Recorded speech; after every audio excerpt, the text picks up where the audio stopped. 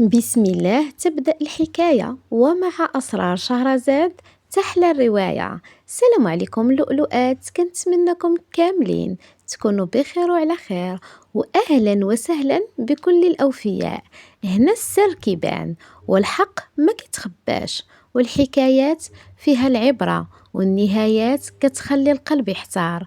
شدوا معايا من البداية حتى النهاية، وخليكم ديما مع أسرار شهرزاد، حيث كل قصة عندها سر وكل سر وراه قدر. إذا عجبكم المحتوى ما تنسوش الإعجاب والاشتراك وتفعيل الجرس باش تبقاو ديما معنا، وما تنسوش البارطاج لصحاباتكم والميمات ديولكم والكل ما عزيز عليكم. يلا نبداو، بسم الله نبداو حكاية اليوم. أنا سمية، جيت نعاود لكم قصتي وما جرى فيها مع الأم النرجسية، وزدت كملتها مع الزوج الخائن والعجوزة الحرامية. تظلمت بزاف في هاد الحياة، الحمد لله. كبرت في واحد الأسرة اللي متوسطة الدخل. الأب كان موظف والأم كانت ربة بيت. أنا الرابعة في خوتي، أنا الصغيرة، كانوا زوج ديال الولاد وزوج ديال البنات، وكنت فيهم أنا الصغيرة. دائما كنسمع ديك المقولة ديال راه ما كنتش بغيتك، جيتي غير بالغلط، ودائما الغواتات والصداعات، وكانت كدير الفرق بيني وبين خوتي. لا سمية انتي ما خاصكش تمشي هنا، اجي هنا، هما يخرجوا الزنقة يلعبوا انا ما نخرجش. في الشقة انا اللي كانت كتخليني نشقى بزاف. اختي كتقولك احقا خليها تقابل قرايتها، واخا حتى انا راني كنقرا، وبيني وبين اختي تقريبا 4 سنين، يعني ماشي شي فرق كتير، وكانت كتفضلها عليا بزاف. اختي سكينة كانت هي المفضلة في الدار، اما خوتي الدراري هادوك ما نهضروش عليهم، هادوك هما الملوك ديال الدار.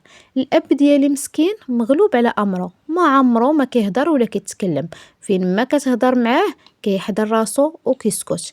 هي الكل في الكل، ما كايناش شي كلمه فوق كلمتها، وما كاينش شي قرار فوق القرار ديالها. هي اللي كتقرر في كل شيء. الام ديالي العائله ديالها كامله كل شيء كان كيدير ليها الحساب، وكل شيء كان كيحترمها ودير ليها قيمه.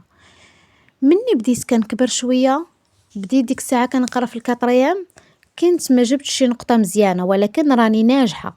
امي شداتني دخلتني للدار وجبدات واحد الصمته وبدات كتسلخ فيا، حتى دخلوا الجيران فكوني. قالت لك علاش ما نجحتيش؟ انا راني ناجحه. ديك الساعه كنت جبت شي 10.01.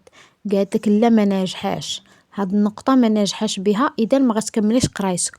وقتلاتني عصا حتى طلقت البوله حاشاكم في حوايجي. واحد جارتنا مسكينه هي اللي كانت دخلتني عندها وبدلت لي حوايجي وخلاتني معاها لمده ديال يومين، والسيده ما سولاتش فيا. با مسكين كاين كيسول فيا وبتخبيه. وجلساتني من المدرسة وحلفات باليمين ديالها لا بقيت قريت، لحقاش ما جبتش نقطة مزيانة وهي كتعتبرني ساقطة.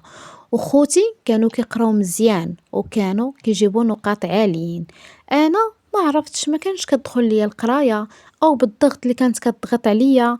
لحقاش انا من قبل ما نمشي للمدرسه راه كنت كنفيق وكنعجن وكنصبن وكندير اشغال الدار كامله، وهي كتوجد واحد القهيوه ولا كاس ديال اتاي، تقابل مع التلفازه وتحط رجيله على رجيله. دازت ايام ما قريتش هذاك العام، ومشيت با بقيت كنطلب فيه وكنقول لي خليني ندير شي صنعه، حيتاش البنات ديال الدرب ديالنا في هذيك الحومه حنا فين ساكنين كانت واحد الجمعيه كيعلموا الخياطه، الحلويات، الاعمال اليدويه، كيتعلموا فيها البنات. وكانت بنت جارتنا كتقول لنا هانتي الا ما كملتيش قرايتك سيري على الاقل ديري غير شي حرفه تما تقدر تنفعك من بعد، وهانتي كدوزي في وقتك. كنت كنطلب بطلايب، وهاد الجمعيه راه ديال المخزن، يعني ماشي كيخلصوا شي حاجه واو، كيخلصوا غير شي حاجه رمزيه وصافي. ما كانش ما امي بغات، كانت امي كتقول ليه لا تجلس في الدار، وكانت كتعتبرني بحال الخدامه ديالها. سميه جيبي هادي، سميه ديري هادي، سميه طيبي الغداء. انا اللي كنت كنشقى عليهم كاملين وممنوع عليا نهز راسي. اما لا كانوا غاديين عند العائله كيمشيو كاملين مقادين مصايبين، وانا حتى لاخر لحظه وكنلبس غير اللي كان وكنمشي. بعد المرات كنقول مع راساتي واقيلا انا ماشي بنتها، يمكن يمكن لقاوني، يمكن بنت شي حد ورباوني. هاد الافكار ولاو كيطيحوا في بالي بزاف حتى وليت كنسول العائله واكثريه جداتي ما تبا اللي كانت كتحماق عليا، وكنت كنقول لها انا بغيت نجي نعيش معاك. وكنت كنبقى نسولها كنقول لها واش انا بنتهم، واش عندك شي تصويره ملي كنت صغيره، فين ولدوني، اش من سبيطار ولدوني. هاد الافكار كانت كدور ليا في راسي بزاف، وكانت كتقول لي على الشيطان راه نتيا بنتهم وراه كيحماقوا عليك، غير الام ديالك شويه قاصحه ما كتعرفش كيفاش تعبر على الحب ديالها ليك. كنقول لها لا ما يمكنش، شوفي هي كيفاش كتبغي اختي سكينه، كيفاش كتبغي خوتي الدراري، الا انا اللي ما كتبغينيش وكيفاش كتعاملني وخرجتني من المدرسه وشنو دارت ليا. وهذه بقينا جارين بحال هكاك حتى وصلت ل 19 عام. مني وصلت ل 19 عام جا واحد السيد خطبني. هاد السيد راه ما كنعرفوه، ما كيعرفنا، ما حتى شي حاجه، كيسكن في شي مدينه بعيده. خالته كانت جارتنا، بالاحرى صاحبه ماما. واحد السيده حتى هي طاح الحك وصابوطاه، حتى هي كتشابه ليها، كانت قبيحه في هذيك الحومه وكتهضر بشي الفاظ وما نعرف شنو. هذاك ولد اختها كان جا عندها وجات هو وامو، جاو ضياف، ما جاو ضياف باغيين يزوجوا، قالت لهم كاينه فلانه حادقه ما حادقه، حتى هما كيقلبوا غير على شي خدامه، وكانوا كيسكنوا في واحد المدينه اللي بعيده في واحد الدوار.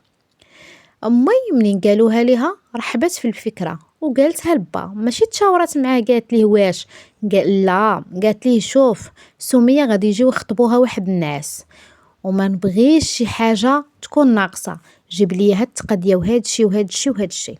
وجدات الصراحه، وجدات وما نقولش لكم كبرت بيا، ولكن بغات تبان على الناس. اش منك يا حلاوي، اش منك يا طياب، اش منك يا ديكورات. قدات الدار، الناس جاو رحبت بيهم، اتفقت معهم على كل شيء. انا غير كنشوف عندي حاجه وحده، قلت لها امي انا مازال ما بقاش نتزوج. قالت لي لا تزوجي وديري وليداتك، انت باقا صغيره، ما عندك ما تجلسي ديري، ما كتقراي ما خدامه ما عندك مستقبل، ما عندي ما ندير بك. خالاتي وجداتي كلشي الناس كيقولوا ليها البنت باقا صغيره، يلاه كملت 19 عام، هاد السيد ما كنعرفوش، خلي غير نتعرفوا عليه نسولوا عليه. قالت لهم لا، السيده خالته جارتي وغاديش تتعلم لي على الغدر، وانا بنتي عارفاها حادقه ولا دخلت سوق راسها ودارت شقاها، ما عنده ما غيوقع ليها. ديك الساعه كانت اختي الكبر مني خدات الباك ديالها وكانت سجلتها في المدارس العليا، وانا لاحتني بحال شي جفاف. اش غنقول لكم البنات، بعد المرات كتبقى تغوت عليا وتقول لي انتي ما كتشبهينيش، ما عرفتك اش من كنز شبهتي، شعرك حرش، حالتك، البشره ديالك سمراء، شوفي انا كيفاش بيضه، سكينه هي اللي كتشبهني، هي بنتي، انتيا واقيلا بدلوك ليا في السبيطار.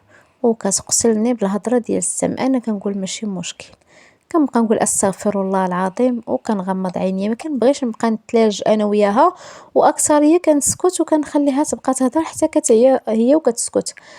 اش غنقول لكم، وجدوا لي العرس، بداو كيوجدوا، قادوا الامور، بديت كنخيط شي حويجات قلالين، اكثريه غير شريت، والسيد كان عطاها فلوس صداق وشرات لي داكشي اللي بغات، داكشي قليل، شويه شويه شويه من هنا. بحال مثلا خدات لي جوج بيجامات، والبيجامات ماشي شي حاجه واو، غير خاص، خدات لي وحده بسروالها وحده عاديه، وكانت خدات لي واحد القفيطين كانت عطاتو لجارتنا باش تصايبوا لي بالراندا. المهم الناس كانوا دايرين معاهم حتى الصيف وغادا نديروا العرس. والسيد كيبان ليا بانه ما بيش ماشي بوغوس، نو، ما اش غنقول لكم، عادي. الام ديالو كتبان ليا سويكته وكتطلع من الفوق لتحت، ولكن ما غتكونش بحال ماما. ماما راه شرانيه وفيها الغواتات والصداعات. السيده ما كتهضر ما كتكلم، وكان جا معاه واحد خوه. المهم تيسرات الامور، تيسرت الامور، وصل الصيف، درنا داك العرس اللي وليت كنقول يا ربي متى يسالي هاد العرس نمشي بحالاتي. الاب ديالي مسكين ما كيهضر ما كيتكلم، ولكن كيبان على الوجه ديالو بانه ما عجبوش الحال، ما باغيش، مغلوب على امره. خوتي عجبهم الحال، عارضين على صحابهم، كيشطحوا كيضحكوا كيردحوا. اختي اللي كانت تتمنى غير كون كانت وقفات في جنبي ولا قالت لي شي كلمه زوينه ولا شي حاجه. لا لا، جالسه كتشطح وما على بالهاش، كتصرف بحال ما ماني تماما بحالها طبق الاصل ديالها. هزيت حوايجي ومشيت مع الراجل، درت يدي في يدي. الراجل اللي كان كبر مني ب20 عام، كان بان بحال بنته، صغيره وقصيره. كان ديك الساعه فيا 150 ومغلظاش بزاف، ضعيفه. وركبنا في هذيك الطوموبيل ديال خالو اللي كان هو اللي غادي يدينا، مزوقها زعما وداك الشيء، والطوموبيلات الاخرين نركبوا فيهم عائلتهم الاخرين ومشينا. دابا نوصلوا كنعس وكنفيق اكثر من 5 سوايع وحنا غاديين. المدينه بعيده بزاف على المدينه فين ساكنين حنا. اش غنقول لكم، غادا في واحد 7 سوايع ديال الطريق، وانا كنعس وكنفيق وكنقول دابا نوصلوا دروك نوصلوا. وعييت بزاف. مني وصلنا للدار عندهم واحد الدوار، اش غنقول لكم، منعزل على المدينه، منعزل على العالم، منعزل على كل شيء. وصلنا هبطنا تما، عرفت راسي بانني تدفنت بالحياه. هبطني وانا عيانه وباغا غير نعس.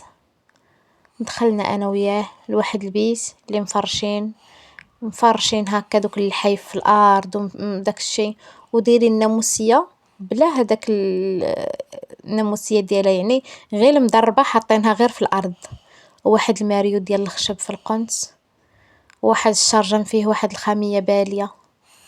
دخلنا تما، بديت كنحيد في حوايجي وهو يتلحى ليا السيد. تلحى ليا داكشي بالزربه بالزربه بحال الاغتصاب. نط انا كنبكي، كيقول لي وصافي ما وقع والو، هذه ليلتك وصافي، ما عندناش درنا لك، انا راه راجلك. نط دوشت وجيت نعست، وهو تخبط حدايا بحال الحلاسه. مو في الصباح دارت الفطور وصابحه كتزغرات ومرحبا وهادي، وكانوا جاو شي ناس جيرانهم وداك الشي، جابوا الفطور، الزبده، وجابوا داك البطبوط عامر بالزبده وبالعسل، واللي جاب شي قصريه ديال الكسكسو، شي قصريه ديال البركوك، ما عرفت شنو داك الشي. وانا غير كنبكي. دخلت عندي لوستي اللي كانت مازال بلا زواج، وهي تقول لي مبروك عليك. ونوضي حيدي عليك هاد البيجامه ولبسي شي قفيطين. عاوناتني لبست قفطاني، دارت لي شويه المكياج، وجلست حدا الناس كياكلوا كيشربوا وكيضحكوا ومجمعين مع بعضياتهم. وانا السيناريو ديال حياتي كامل كيمشي قدام عينيا، كنقول كيفاش والديا فرطوا فيا لهاد الدرجه ولحوني عند هاد الناس باسم الزواج. ما كنعرفوهم ما كيعرفونا، جاو في اخر الدنيا. وكنشوف بنادم كيفاش كيضحكوا وكيفاش كينشطوا، هما واخا هكاك شعبيين كياكلوا كيشطحوا وما كيتصنعوا ما حتى شي حاجه. سالات 7 ايام المشماش، ومن تما ولات عجوزتي كتنوضني الصباح بكري باش نعجن معاها ونطيب معاها ونخرج معاها البهايم، وكل شي وليت كنديرو. اما السيد ما كيقدر عليه حتى شي واحد، كيصبح ناعس في البيت حتى 10، وعاد كيخرج لهداك الحقل ديالهم. لا لقى ما يدار، لقى شي حاجه ما دار كيديرها، ما لقاش هو جالس كيجي حدا التلفازه ويشد تيليكوموند ويبدا يامر فينو الفطور وفينو الغدا وفينو العشاء. وانا والعجوزه كنفيقوا الصباح بكري تماره كلها علينا. اما لوستي كتفيق الوقت اللي قالها ليها راسها، وكدير داكشي اللي قدرات عليه، ما كتكلفش على راسها نهائيا. وعنده واحد 2 خوتو حتى هما مجوجين دراري وساكنين حداهم في الدوار، ولكن كل واحد ودارو، كل واحد وبهيمو، وكل واحد وكسيبتو.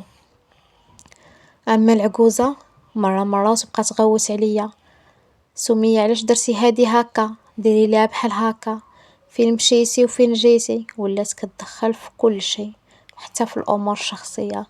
بالنهار كتضل تضرب عليا تماره بحال الحماره، وبالليل ولدها كيركب عليا.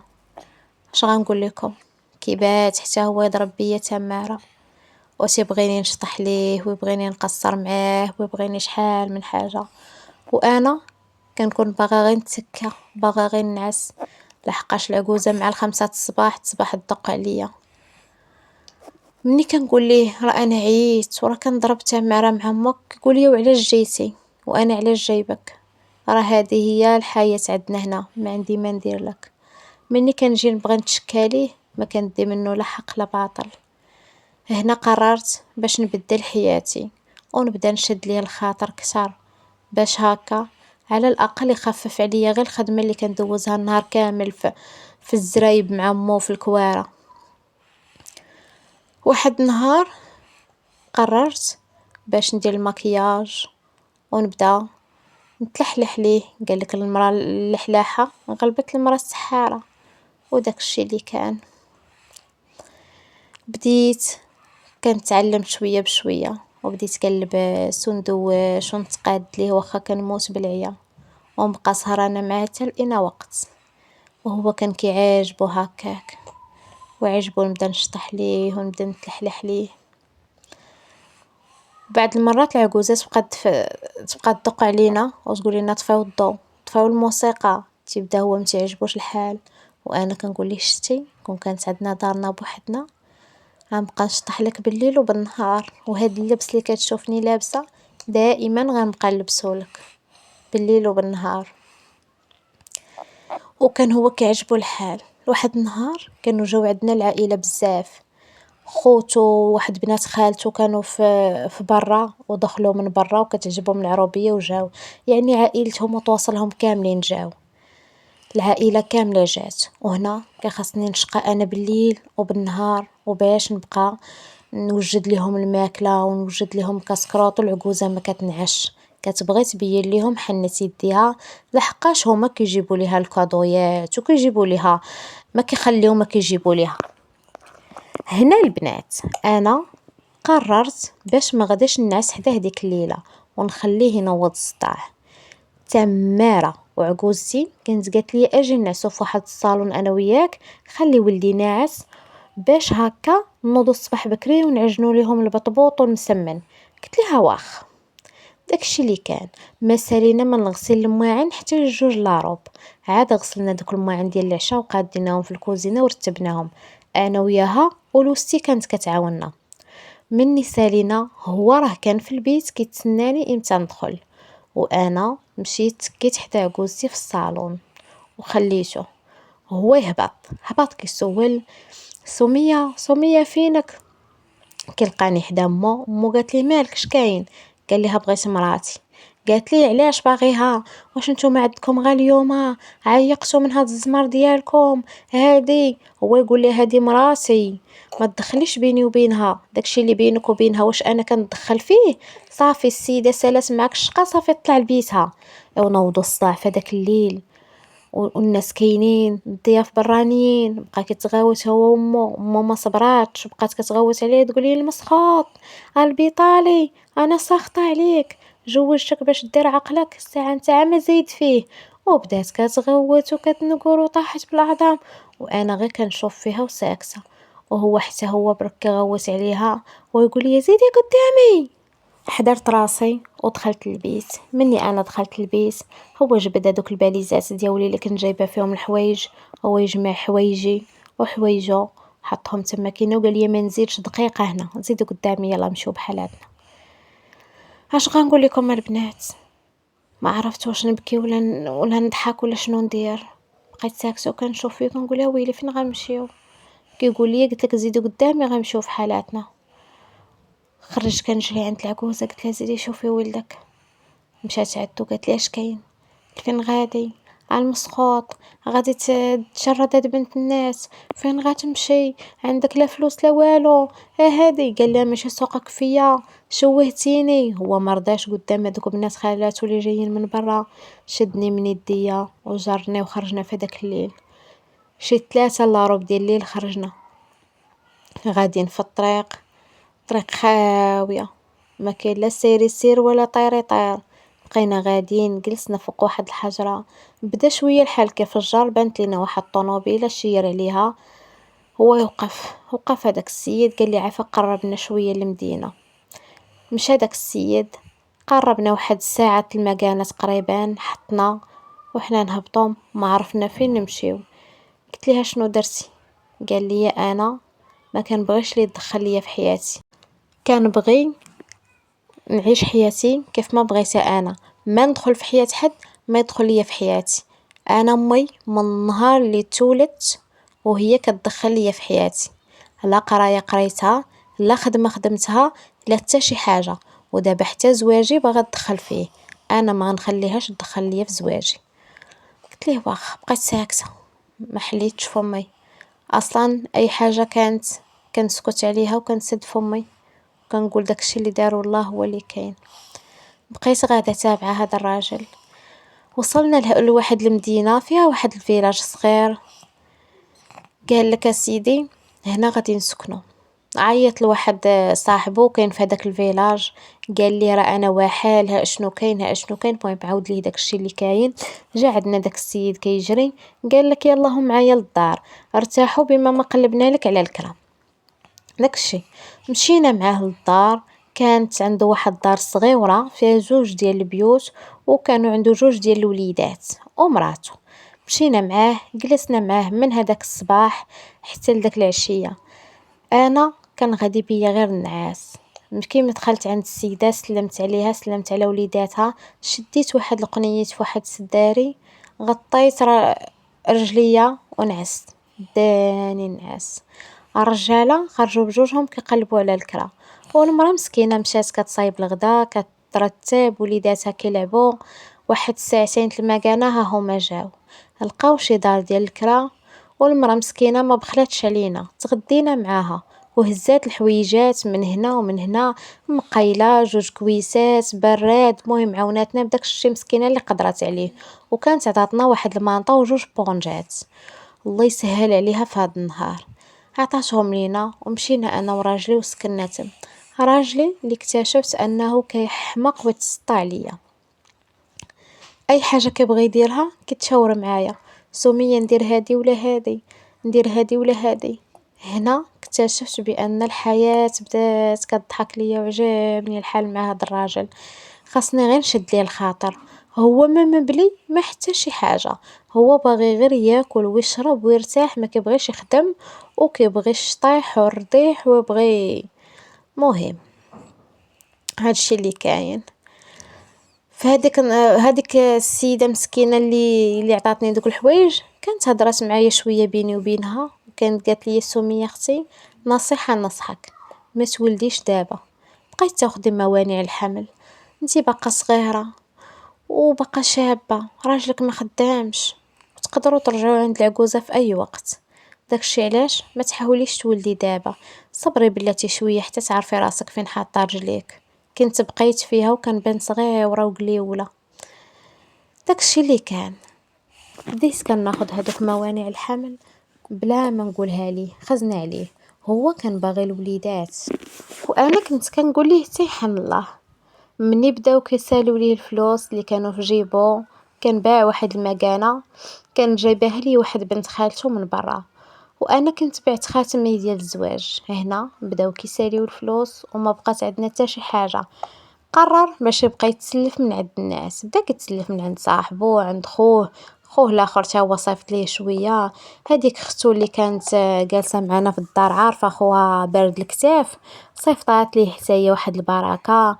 مو كانت عطات لخوه واحد البركه، وكانت قالت ليه صيفطها ليه بلا ما تقول ليه زعما راه انا اللي صيفطتها ليه. عارفين السيد بارد الكتاف. هنا شنو غندوزو حياتنا كامله وحنا كنتسلفوا من عند هذا ومن عند هذا ومن عند هذيك. قلت ليه نوض يلاه نمشيو نخدموا انا وياك، نقلبوا على خدمه اللي لقيناها. كان كيقول لي لا انتي بغيتي تخرجي خدمي خرجي، انا ولد فلان ولد الحاج فلان عندنا المزاريع وعندنا هذه. انا عمشي نقول لهم عطاوني حقبه. ويلي قلت ليه باغي طلب الحق بواك ونتايا خوتك باقي ما حتى شي واحد ما طلب الورث ونتا باغي تطلب الورث. المهم بقيت كنهضر معاه بحال هكا وهو كيقول لك لا. انا بديت كنخرج نقلب على خدمه، كنقلب في هاد السناك، في هذا المول مسمان، عداد القهوه، داكشي اللي كنعرف ندير. حتى لواحد النهار واحد مول مسمان كانت مشات ليه السيده اللي كانت كتخدم معاه، وكان قال لي جيب لاصيها ليا شيامات. قلت ليه واخا.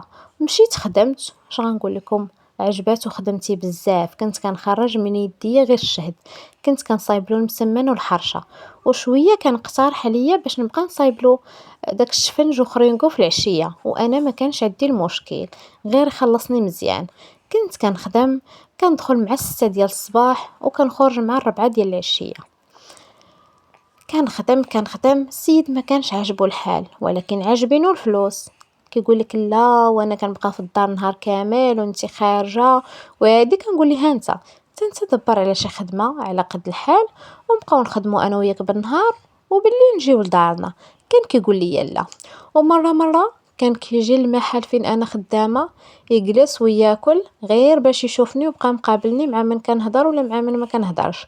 وانا راه خدامه لداخل في الكوزينه، يعني انا في الطياب، ما كنخرج، ما كنهضر مع حد، ما كيهضر معايا حد. وكانت معنا واحد جوج ديال البنات كيستربيو، والسيد اللي مقابل لاكيس. مني كيجي ما كيشد لا حق لا باطل، ما كيلقى باش ينقص سنانو، وكيمشي في حالته للدار. نهار على نهار بقيت خدامه في هاد الخدمه تقريبا شي عام ونص. واحد النهار كنت مرت بزاف في هاد الخدمه، انا راه ما كنشد لا سبت لا حد، راه يوميا خدامه، يعني لا بغيت نجلس راه ما كاين اللي غادي يخدم هذاك الشيء. والسيد الصراحه كان كيخلصني مزيان. واحد النهار مرضت بزاف، كانت شداتني السخانه بحال الطونسيو طاح ليا، وكنت قلت ليه غادي خليني نمشي نرتاح هاد العشيه. ديك الساعه كانت واصله شي 2 لاروب. قال لي لا غير جلسي خدمي كملي ليا غير هادي. قلت ليه شوف انا غادي نعجن لك العجينه ونصايبها، يبقى لك غير الخبيز تخبزو شي وحده في البنات. قال لي واخا. وكنت ما كنشوفش قدامي لواحد الدرجه حتى بديت كنطيح، بدات الارض كدور بيا، وهزيت صاكي وغنمشي للدار. مني مشيت للدار كي دورت الساروت ديال الباب، هنا كانت صدمة عمري. هنا صدمة، تصدمت واحد الصدمة خايبة.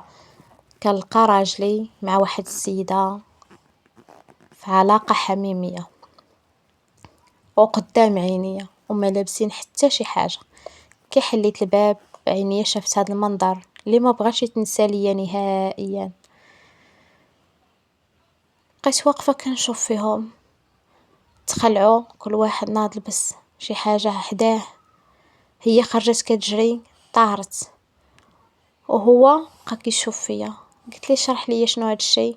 قال لي وانتي اللي خدامه ما عطيتينيش وقت، انتي عارفاني كيفاش داير. وانا كنبكي كنقول ليه هي انا اللي ما عطيتكش وقت. واخا سديت على الموضوع وما هدرت ما تكلمت. هو بقى كيشوف فيا، ما قال لي لا سمحي لي لا حتى شي حاجه. هذه هي الجمله اللي قال لي انتي اللي خدامه، انتي اللي خدامه وما عطيانيش الوقت. قلت له واخا. مشيت خديت واحد الدواء وتكيت، نعست ارتاحيت، فقت دوشت وبقيت جالسه كنتفرج، والسيناريو ديال حياتي كامل كيدوز قدام عينيا بلا ما نحس بلا ما نعرف بان اللي كيتسناني ما عرفت كيفاش داير. هزيت راسي ومشيت عند السيد اللي خدامه معاه، بيني وبينه قلت ليه شوف شي وحده تخدم لك، انا راني غدا نخوي هاد المدينه. قال لي لا وكيفاش وهادي، وعاودت ليه كل شيء. قلت ليه ها اشنو كاين وها اشنو كاين وها اشنو وقع وها اشنو وقع. بقى ساكت ومصدوم وكيشوف فيا. قلت ليه هادشي اللي قلته لك بغيتو يبقى بيني وبينك، انت راه اعتبرتك بحال خويا وعاودت لك كل شيء، ما بغيتش هاد الهضره تخرج منه. قال لي واخا كوني هانيه.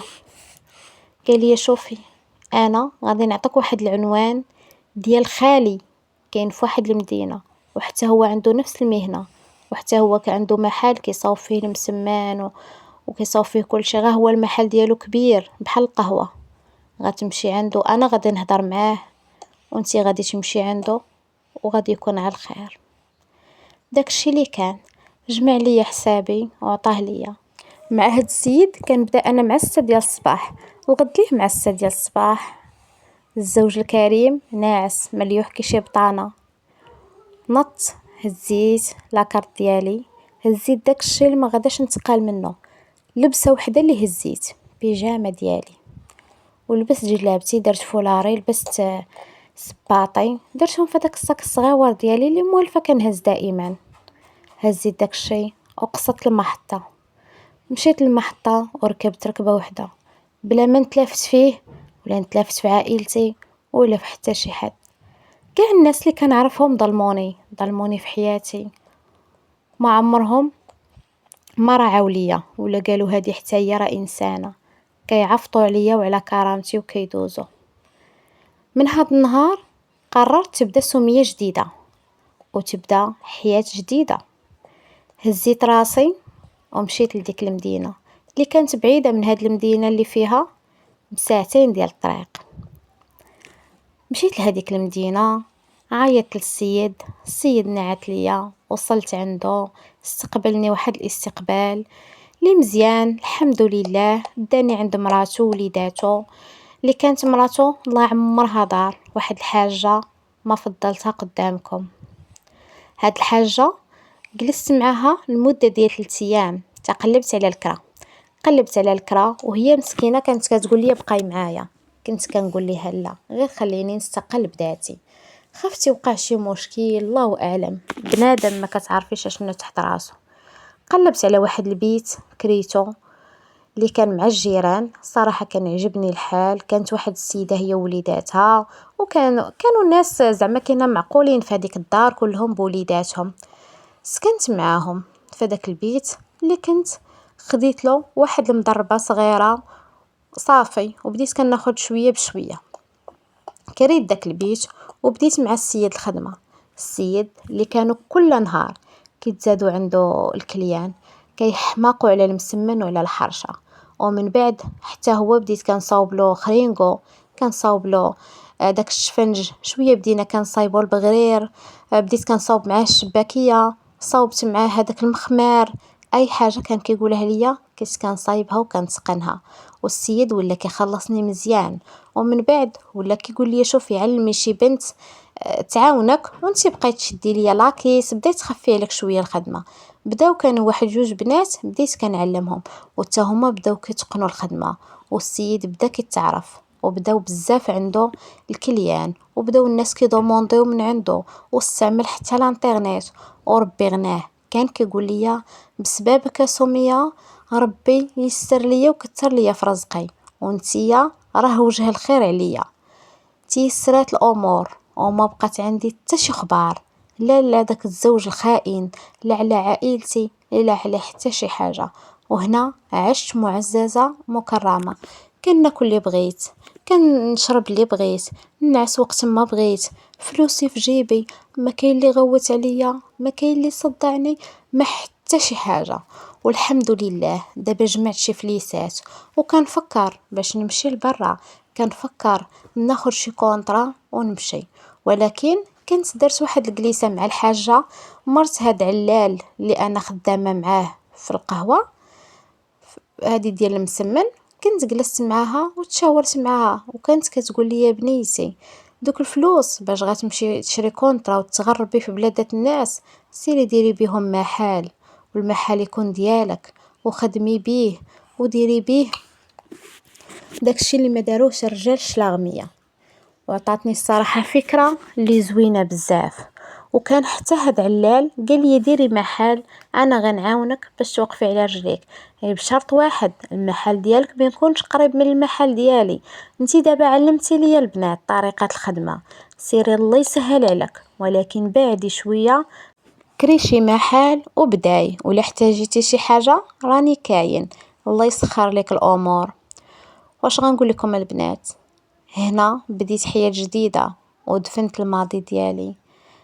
ما بقيت كنتفكرش هادوك الناس، لا والديا، ما نكذبش عليكم نقول لكم ما توحشتهمش، توحشتهم وتوحشت خوتي، ولكن ما نقدرش ارجع، غادا نبدا نسمع شي هضرة غادي تسممني، نقدر نتعرض للضرب كاع، لحقاش انا راني كنت كبيرة في 19 عام وامي كضربني. هنا جيت نشارك معكم القصة ديالي، وبغيتكم غير تعطيوني شي حلول ولا تعطيوني الآراء ديالكم، قولوا لي غير اشنو ندير. انا الحمد لله عايشة معززة مكرمة، ما خاصني حتى شي خير في هاد المدينة، وما عندي حتى شي خبار لا على والديا لا على داك بوركابي اللي كنت مزوجة بيه، لا هو لا مو. واخا مو عندها الشقة بزاف وتمارة، ولكن كانت كتعاملني مزيان مقارنة مع امي. ايه امي اللي ولداتني وحملت بيا 9 شهور، شوفوا كيفاش رباتني ولحتني بلا رحمة بلا شفقة لهاد الناس. لا اله الا الله. حبيباتي اللؤلؤات، كنتمناكم ما تبخلوش على صاحبة القصة بالآراء ديالكم والنصائح، هي غتقراهم كاملين. وانا حبيباتي خليو ليا شي تعليق زوين في حقي، وما تنساوش تفعلوا الجرس، تشتركوا في القناة باش يوصلكم كل جديد كل نهار. سر مع أسرار شهرزاد. خليت لكم الراحة حبيباتي، ما سخيتش بكم، إلى قصة قادمة إن شاء الله. وما تنسوش البنات، خليت لكم النمرة الفوق، اللي بغات تواصل معايا وبغات تحكي القصة ديالها تواصل معايا في الواتساب، وإن شاء الله خير. مع السلامة.